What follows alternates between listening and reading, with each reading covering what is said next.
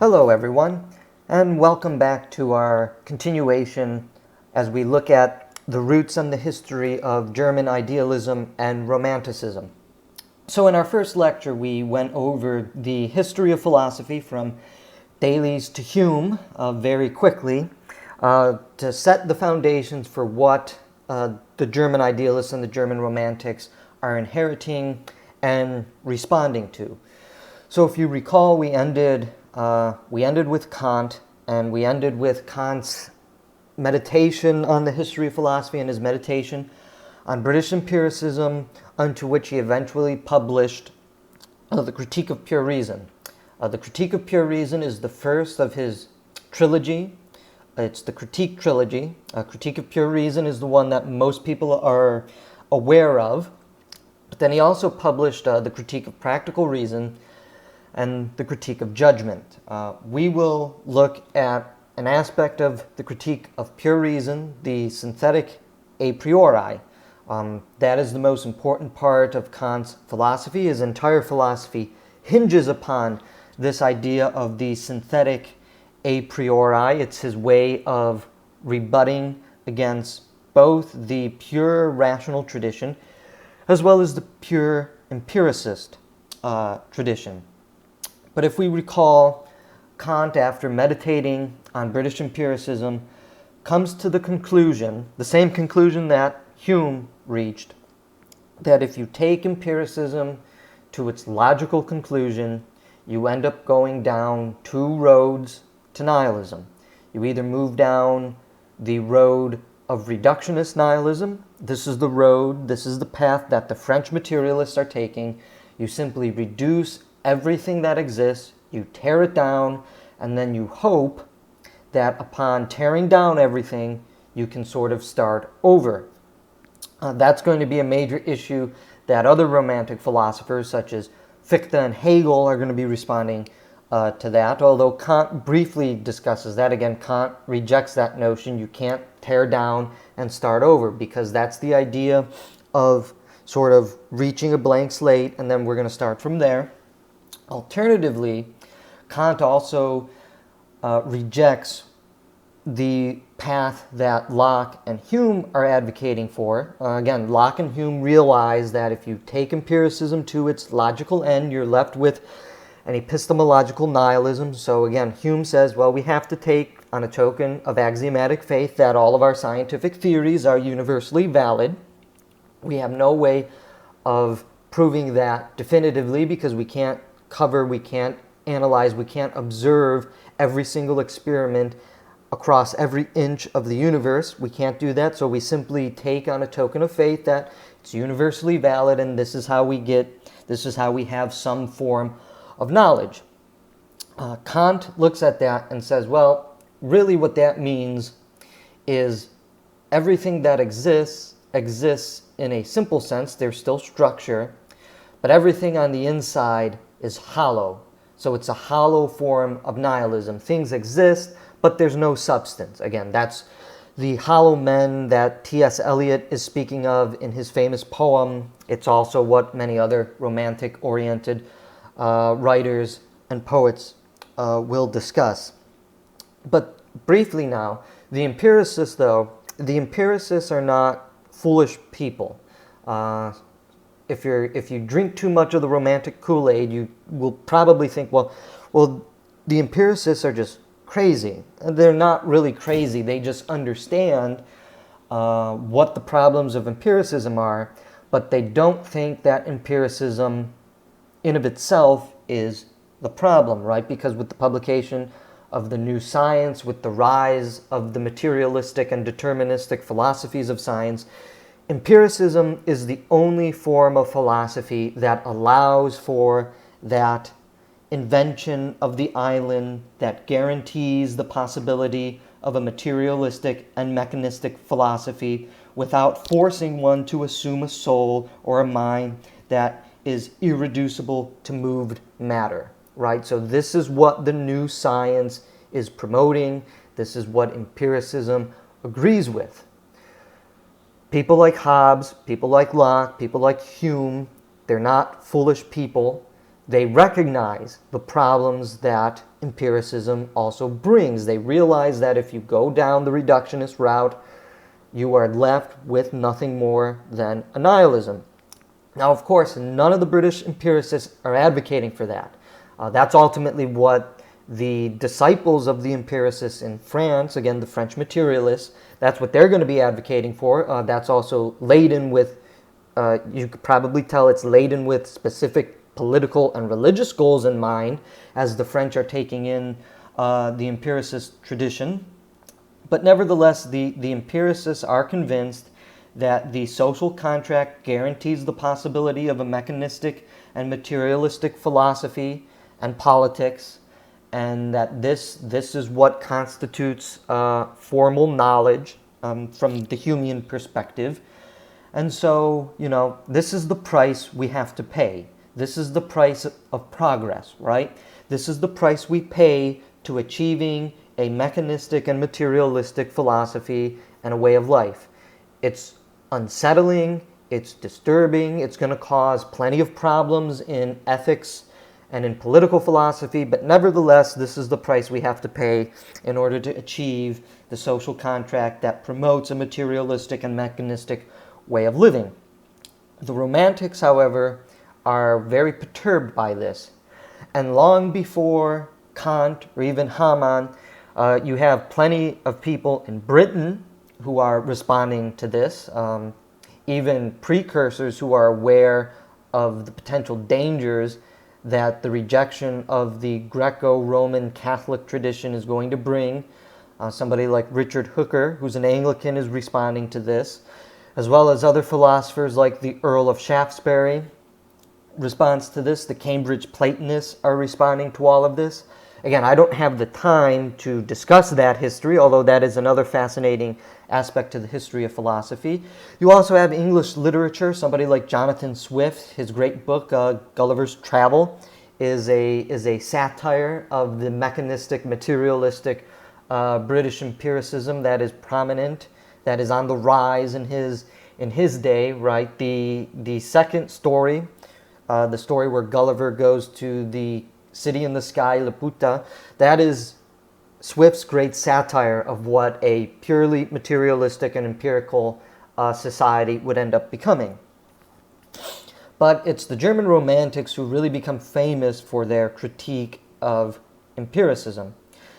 And it comes out, again, primarily in Kant, although you have precursors. We mentioned Hamann in the first lecture, but Kant's critique of pure reason is not just a critique of the British empirical way, it's also a critique of the purely rationalistic tradition that comes out from Plato, as well as Plotinus.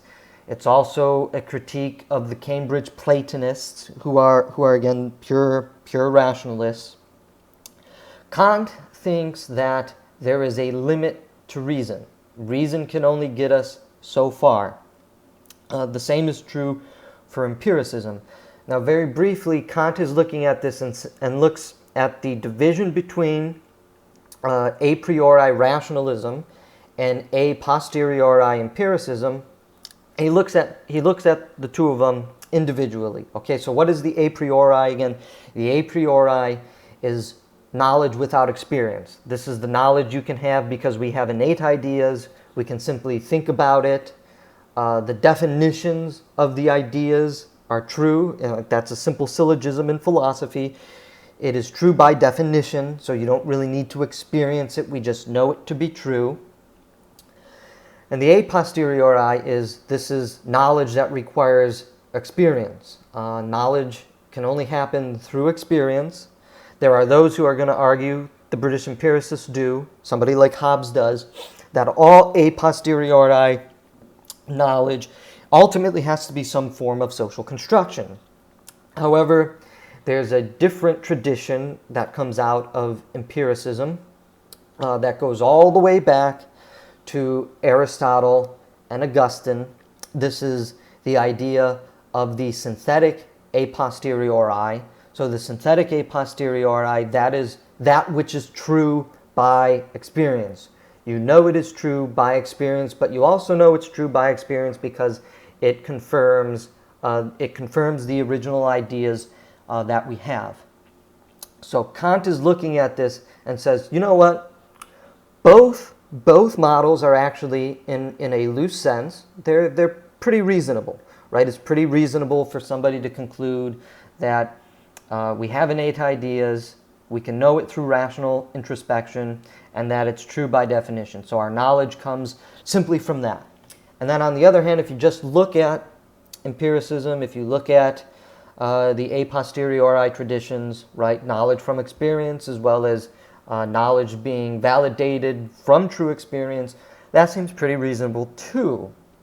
But when you push the two together, you seem to have a problem, because the rationalist tradition is promoting something that is completely different from the empirical tradition.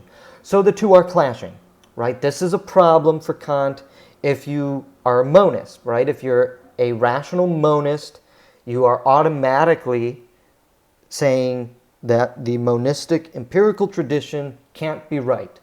And likewise, that is the same problem that the monistic empiricists have with regards to rationalism. Now again, most of the British empiricists are monists. Most of the Platonic rationalists throughout history have been monists, although again, there is some leeway there. There are those who don't fit that category. But basically, if you're a monist in either camp, you automatically say the other tradition is wrong. You can't have the other tradition. And that's exactly what the British empiricists do. That's the point of the social contract in British empirical philosophy, is to create that island, again, that guarantees the possibility of a materialistic and mechanistic philosophy. So it automatically says the a priori rationalist tradition is wrong, right? This is the point of having the tabula rasa. This is the point of creating a social contract that achieves a certain public orthodoxy. This is what we agree with. This is what you have to abide by, and everything is fine. Kant says that both of those traditions, taken on their own, seem pretty reasonable, but when put together, when put into conflict with one another, we have a problem. Kant's also going to begin critiquing here. He critiques the British empiricist tradition that's beginning to form what becomes known as the analytic tradition in philosophy. So the analytic tradition is going to agree with the notion that knowledge is true by definition. But Kant says this is a problem for the empiricists, because they are implicitly, in admitting to this, they're implicitly saying there's an aspect of the rational tradition which is true, right? You can't have your cake and eat it too, in essence, in Kant. So this is a problem for empiricism. Empiricism should only embrace the synthetic, yet through its theories of science, through its observationism, they are now getting rid of the synthetic and they're trying to make the analytic the synthetic. That's a contradiction according to Kant. The analytic is only true because it's rationally true. This is true if you look at the entire history of Western philosophy. If you look at the history of metaphysics and epistemology, the analytic has always corresponded with the rational. And the synthetic has always corresponded with this pluralistic, hylomorphic unity of the empirical and the rational that came out from people like Aristotle, as well as the Catholic tradition. But Kant is looking at this and says, well, now we have a problem. We have a problem with empiricism because it's trying to claim the analytic to be true while not admitting that the rational is true.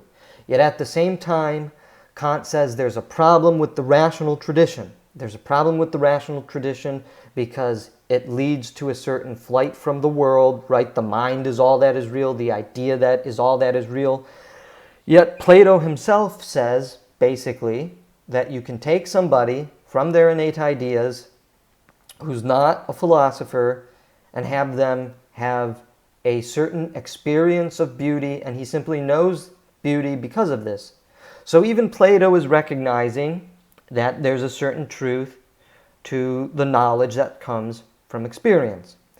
So Kant's entire project, and this is also the project of German Romanticism, is an attempt to integrate the rational and the empirical. Now we might ask ourselves, is there not a tradition in philosophy that already has done this? Is there not a tradition in philosophy that has retained this through all the trials and tribulations of the last 2 centuries of this exciting period in Western intellectual culture? The answer, of course, is yes. It's the Catholic tradition is maintaining this. But the problem with looking to the Catholic tradition is the Catholic tradition in philosophy is bogged down in a religious conflict. It's bogged down in an intellectual conflict in religion. It's fighting against the Protestants. It's defending the theologies as well as the sacraments of the Catholic faith. The same thing's going on with the Anglican Church. The Anglican Church is largely coming out of the same Aristotelian, Augustinian, Thomistic tradition. It's also trying to defend its theology and its sacraments against the nonconformist Protestants. Now, there are plenty of Catholic and Anglican philosophers who are also responding to the empiricists here, but their primary, most of the Anglican and the Catholic philosophers at this time, they're bogged down in fighting against the Protestants. So the people who are left to respond to the empiricists are philosophers who they may be Catholic, they may be Anglican, they may be Lutheran. Plenty of the German Romantics are Lutherans, but they're not explicitly, on the payroll of the church, right? They're not theologian philosophers like, somebody like Augustine or Thomas Aquinas are. They're theologians, they're clergymen, but they're also philosophers.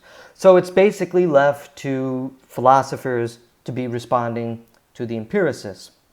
And Kant is attempting, again, to reintegrate the rational and the empirical. And his process and his way of doing this is through what is called the synthetic a priori. Kant argues that the synthetic a priori is that which allows the unity of the rational as well as with the empirical. Again, so the a priori is knowledge without experience. It's the knowledge that comes from innate ideas and definitions. The empirical, the synthetic, the a posteriori is the knowledge that comes from experience, and it's true by experience. Experience is true. Experience is not simply subjective. This goes all the way back again to what Kant is looking at with regards to the nihilism that is embedded in empiricism. The entire German Romantic tradition, the German Idealist tradition, in this way can be understood as a rebellion against not only materialism and mechanistic philosophy, as well as a rebellion against monistic philosophy, and that includes monistic rationalism. It's a rebellion against nihilism. It is a rejection of nihilism. The Romantics are on to what Hume understands the empirical tradition as potentially leading to, and again, they're basically saying there's nothing the empirical tradition, the post-Baconian empirical tradition can do to avoid this. You're eventually going to reach the pitfall of nihilism if you accept the pure empirical model. And so Kant is attempting to resurrect a certain form of logos philosophy that reunites the rational with the empirical. He gets this through his idea of the synthetic a priori. And so what is the synthetic a priori? According to Kant, we have innate ideas. We have understanding of definitions that are true, right? 2 plus 2 is 4. That is true by definition. We don't need experience to tell us that that is true. 2 plus 2 will be 4. That it's true by definition. You can just think that out. It's true. We don't need experience to confirm that to us. Yet experience allows us to confirm our rational thoughts. It allows us to confirm our innate ideas. That's the idea of the synthetic a priori. Kant is going to argue that that has always been embedded in rational thought. He's right. That comes out especially in the Augustinian and the Thomistic traditions are going to make that argument. But he says the idea of innate ideas presupposes that they can be validated by experience. The whole purpose of having an innate idea is that it can be validated through experience. That's the purpose of the synthetic. So Kant links the a priori not with the analytic, although it is true with the analytic, but it's true with the synthetic. right? He makes this move where the a priori is linked to the synthetic. The a priori is knowable without experience, but it is also knowable through experience. The entire notion of an innate idea, the purpose of having an innate idea, is that it can be validated through experience. And one of his most famous sayings in the Critique of Pure Reason, he says, quote, "Our sense representation is not a representation of the things in themselves," that's the noumenon, "but of the way in which they appear to us. Hence it follows that the propositions of geometry cannot be referred with the assurance to actual objects, but rather that they are necessarily valid of space. And space is nothing else than the form of all external appearances and experiences." So Kant is linking here the a priori with the synthetic. Kant is rejecting here the tabula rasa of Locke. He's rejecting the entire British empiricist tradition that it has eliminated the notions of the a priori and the notions of innate ideas.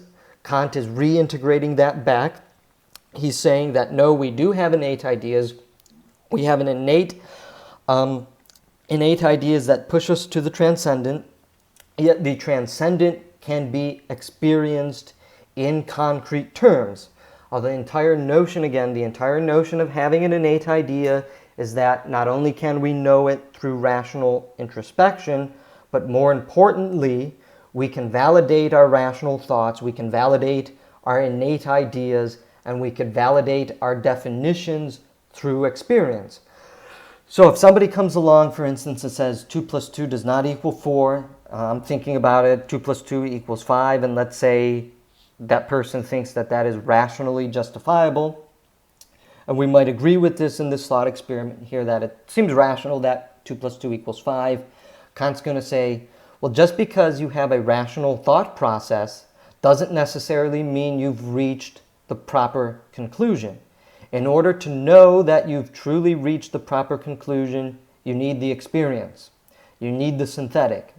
And so that is the idea of the synthetic a priori. It seems fairly reasonable and fairly simplistic if I've explained it properly. It's much more complex. We'll look at that in a future lecture, but that's basically the simple idea here of the synthetic a priori. The synthetic a priori becomes necessary. Not only is it true because it's true rationally and definitionally, it's also true because it's true by experience. So there's no way to get around the possibility that this is false. This is Kant's way of achieving a foundationalist epistemology. It is necessarily true. It is necessarily a fact. It's true because of reason, but it's also true because of experience.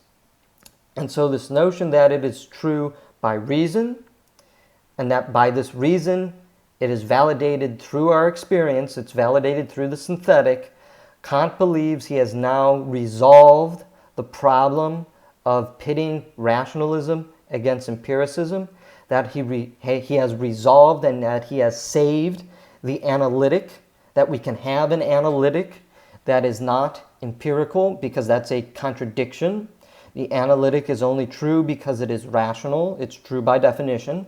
And he's also saving the synthetic. So Kant through the Critique of Pure Reason is trying to save simultaneously the a priori and the a posteriori, and he's trying to save the analytic and the synthetic. Because if you take the purely rational tradition, the purely rationalist model, you're going to lose the a posteriori and you're going to lose the synthetic. And if you take the purely empirical tradition, the purely empirical model that's coming out in Britain, as well as from the French materialists, you're going to lose the a priori and you're going to lose the analytic. And yet the empiricists the empiricists themselves are onto this because they're trying to save the analytic. They understand that if you don't have anything true by definition, well, that's a problem if you're going to just say everything is true from experience, because again, Locke and Hume go through these thought experiments where the senses are not completely reliable. So what is reliable? Well, definitions have to be reliable, right? But they have just ruled out through pure empiricism that definitions exist, because that would imply an innate idea, right? So this is Hobbes's point where, everything just becomes a social construction, right? So a definition is nothing but a social construction. It's a rejection of Aristotle's epistemology. So that is what Kant is doing in the Critique of Pure Reason. He's responding to the tendency that's become prevalent now in the Western philosophical culture, which is this re-embrace of monism. It's this re-embrace of monistic universalism, and it's the attempt to simply say, well, either the rational is entirely correct or the empirical is entirely correct. The problem with the rational being entirely correct is you move down this route of potentially rejecting the world. It's rejection of world. Kant doesn't necessarily think that's nihilism, although certain people would say that's just another form of nihilism. But then if you move down the purely empirical route, what happens is you end up definitely embracing a destructive reductionist nihilism if you go the route of the French materialists, or if you're going to take the position that people like Locke and Hume are taking, you're left with an emptiness to all structure, an emptiness to what it means to be human, and that's in essence another form of nihilism. And so Kant's responding to all of this, and his idea of getting around the nihilism of the empiricists, as well as the tendency to reject the world in the pure Platonic rational model, is through linking the a priori with the synthetic. Again, that linkage is the unity of an augmented form of rationalism with an augmented form of empiricism. This is what Kant's transcendental realism ultimately is. It is an attempt to unify the transcendent with the concrete. Now, this idea of uniting the transcendent with the concrete, and that the transcendent becomes real in the concrete, is ultimately going to be the entire project of German Romantic philosophy. Again, Fichte is going to run with this, Herder is going to run with this, and Hegel is going to run with this. They're in different ways going to be rejecting elements of Kantian philosophy here, because Kant seems to think that the concrete is already manifested through a process of organic vitalism. That process of organic vitalism which has emerged is that which allows the synthetic to be true by experience, right? So this is Kant's way of also rejecting the tendency of the French materialists to reduce everything and to destroy everything, because if you do that, well, then you've destroyed the synthetic, and you're simply left in this abyss where you can't have anything true by definition, because empiricism technically rules that out, but you also can't have anything true by experience anymore, because you've reduced everything and you've destroyed everything. So what you're left with is, again, nothing more than social construction. And so that is the battle that Kant is engaging in. And this notion of the synthetic a priori is the most important aspect to Kant's philosophy. If you don't understand the synthetic a priori, you're not going to understand anything about Kant. Now, a lot of people will say that Kant is a transcendental idealist. And that's sort of true. But most philosophers, most scholars prefer the term transcendental realism, because that conveys a more accurate message to what Kant's philosophy is really entailing. Other people will call this empirical realism. But the problem with using the term empirical realism is that for people who have a knowledge of the history of philosophy, that is more the Aristotelian Catholic tradition, empirical realism. The Romantic tradition is more the transcendent realist, the transcendent realism of Kant, of Herder, of Fichte, of Hegel. So most people would prefer to use the term transcendental realism with regards to Kant.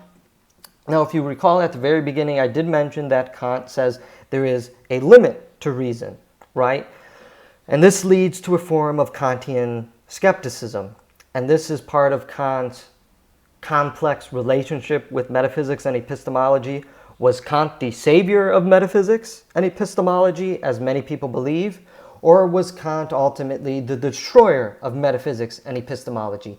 Kant, in attempting to save metaphysics and epistemology from the empiricists, just ends up leaving us in a worse position than we were left with before him. And these people would argue that, well, we just need to accept Hume. We need to accept Hume because that's all we can accept. This is contained in his philosophy of the noumenon.